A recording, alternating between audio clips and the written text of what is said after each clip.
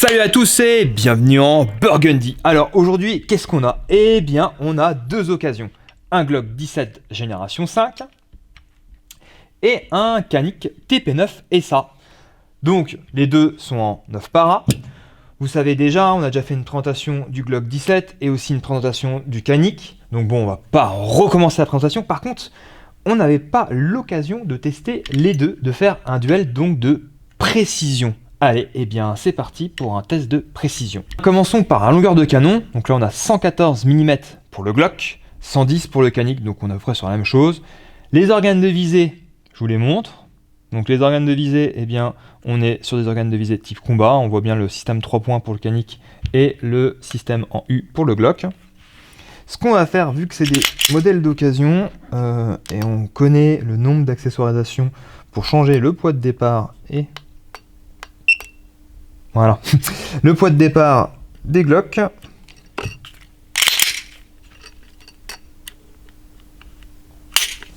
Donc on est sur 2,6 kg, c'est 2,5 kg, donc on est bien sur un poids de départ d'origine. Hop, indicateur de chargement du percuteur. Ah, 2,189 kg, c'est un peu plus léger. On va reprendre une mesure pour voir.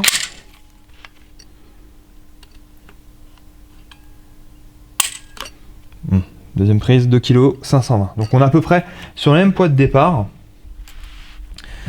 Bon, eh bien, on est lancé. C'est parti. Première prise en main, premier essai à 10 mètres. Allez.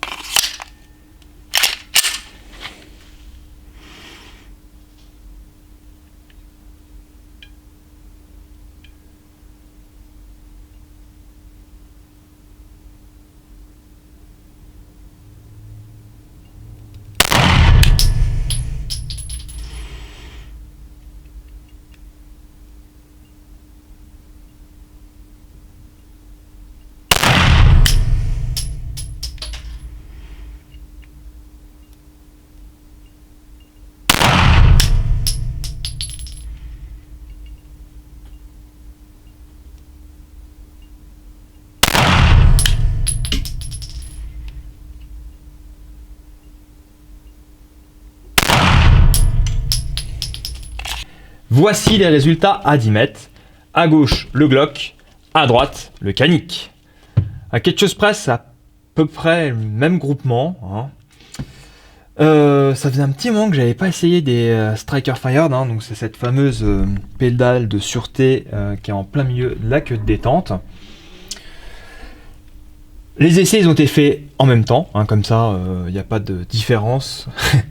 En termes de précision, peut-être le Canik est un chouïa plus précis, à savoir que j'ai commencé avec le Glock en premier, donc après là pour le tir à 25 mètres je vais inverser, je vais commencer avec le Canik et après avec le Glock. Qu'il n'y a pas de quiproquo, et puis après en termes de comparaison c'est vraiment à titre indicatif. Hein. Voilà, moi je suis pas un grand tireur. Ok, alors, niveau bloc détente, je trouve un chouïa plus souple sur le Glock, un peu plus confortable. Niveau donc bloc détente du TP9, effectivement il y a un petit point dur vraiment à la fin, mais voilà, après c'est une question de goût, après c'est pas pour ça qu'on fait un mauvais résultat. Hein. Voilà. Moi voilà, allez, maintenant on va attaquer le 25 mètres. Bon, on commence ce 25 mètres avec le Canik.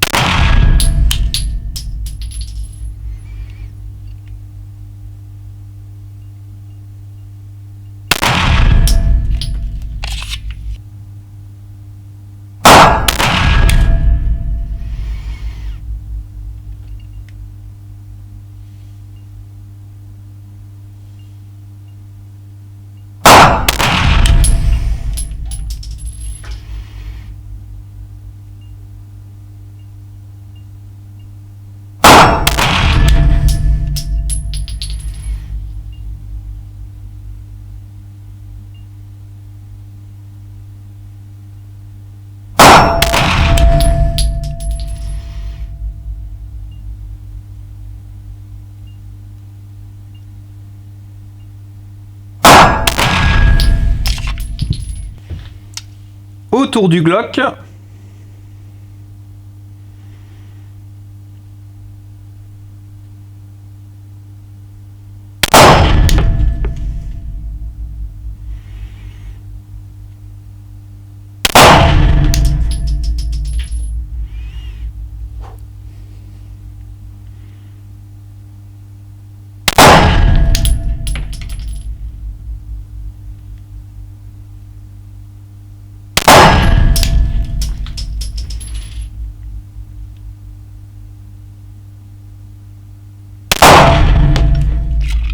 Donc les groupements sont un peu bas pour ce tir à 25 mètres.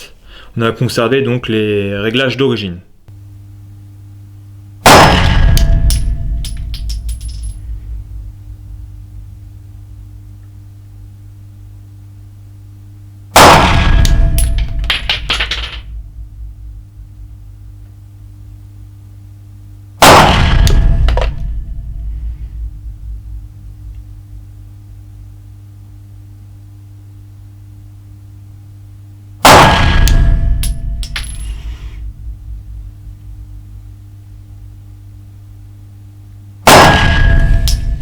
Et voici le résultat à 25 mètres, à savoir que là il y a un impact en plus, donc il y a bien une gommette qui a dû se faire la malle. Nous arrivons à la fin de la vidéo sur notre test de précision entre le Canik TP9 et le Glock 17.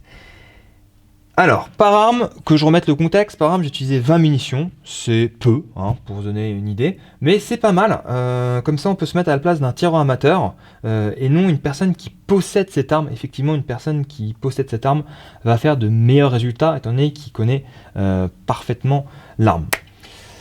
Voilà, alors, en termes de précision, eh bien, à 10 mètres, on a à peu près les mêmes résultats, à 25 mètres, on voit que le Glock 17 est plus précis. Alors vous avez vu, j'ai fait à 25 mètres, j'ai fait un premier tir d'essai et après j'ai corrigé en rajoutant des gommettes pour corriger mon tir.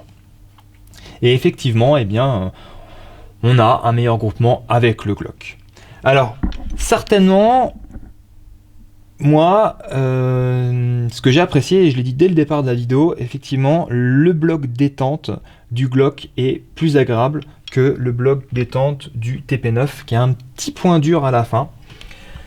Peut-être que ceci y joue, et à savoir que on a le modèle, le Canik TP9 Elite Combat, qui lui dispose donc d'une queue de détente droite et d'une pédale de sûreté beaucoup plus souple, soft, et certainement on peut avoir de meilleurs résultats grâce à ça, même c'est certainement une vérité. Et puis aussi, ça c'est pratique quand on veut faire du tir dynamique. À savoir que là, on n'a pas testé le Glock 17 et donc le TP9 et ça en tir dynamique, et peut-être que on peut avoir des différences. Là, c'était vraiment un test de précision pure. Voilà, on a fait un nouveau contenu. Voilà, on essaye en ce moment de faire des nouveaux contenus, des contenus originaux. Dites-nous dans les commentaires si ces tests, ces petits tests vous plaisent, afin qu'on continue ou pas ces fameux tests.